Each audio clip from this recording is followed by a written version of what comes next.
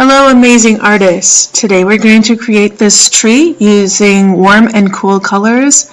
We'll start off by making a grid on our paper. Notice that the ruler has inch markings on one side. We're going to be marking off 1 inch segments down the length of your paper. So every inch you're going to go ahead and place a little mark all the way down the paper.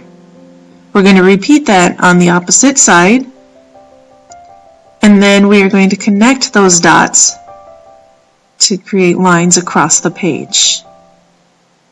Then we're going to go ahead and mark down the short edge of the paper, also 1 inch markings, and connect those lines.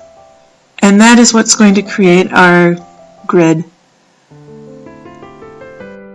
Our next step is to trace around the paper plate to create the sun shape that's behind the tree. And now I'm drawing out the tree in pencil first, and then I'll go over it with Sharpie. Now the branches of the tree, I don't want them to go outside of that circle. That circle is kind of the guideline to say stop here. We want the tree to remain inside that circle. Alright, there, I've got my tree drawn out. Now I'm going to erase any of the pencil lines from the grid inside of my tree. That can also be done after you use the Sharpie, but I did it before so that it wouldn't throw me off when I go back to detail it. So right now I'm just outlining my tree in Sharpie, and then I'm going to add some of the details in like the bark of the tree, just kind of giving it a little texture. I've also added, some hearts just to give it some interest.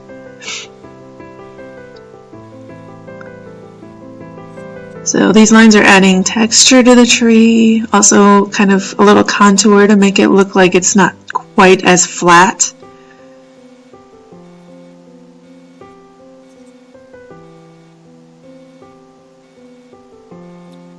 Once you have your tree filled in, we're going to start coloring in the circle. Now the circle, we're going to be using our warm colors. Warm colors are colors that remind us of warm things like fire, the sun, spicy foods maybe. So reds, oranges, and yellows are considered our warm colors.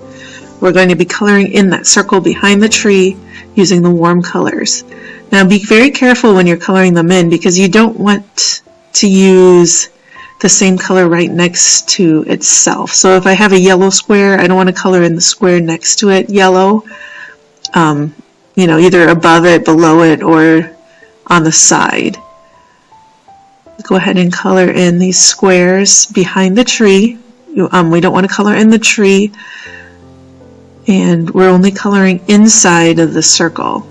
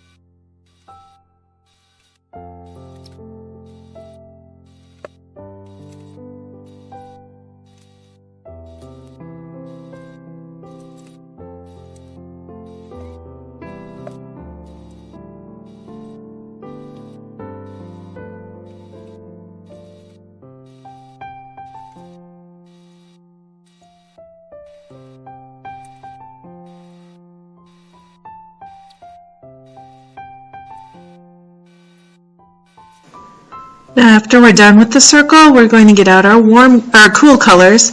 The cool colors remind us of cool things like, cool grass under your feet with the greens, maybe ice, snow, water, the blues, purples.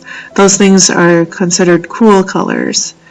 And with mine, I started with the greens more towards the bottom, since usually the grass is green. So I worked with the greens here on the bottom squares, and then as I worked up, I